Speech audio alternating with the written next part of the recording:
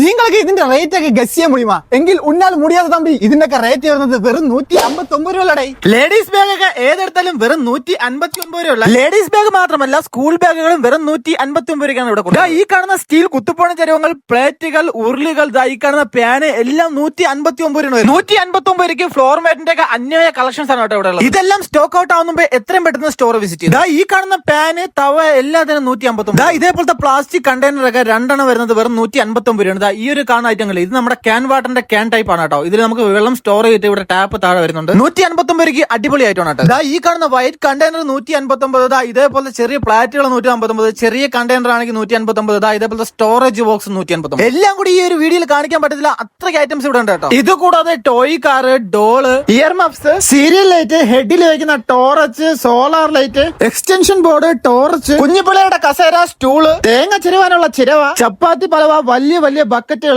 കിച്ചണിൽ ആവശ്യമായ cleaning items, cycle pump, pillows, അങ്ങനെ പറഞ്ഞാലും കാണിച്ചാലും തീരാത്ത ഐറ്റംസ് ആണ് ഇവിടെ ഉള്ളത് കേട്ടോ.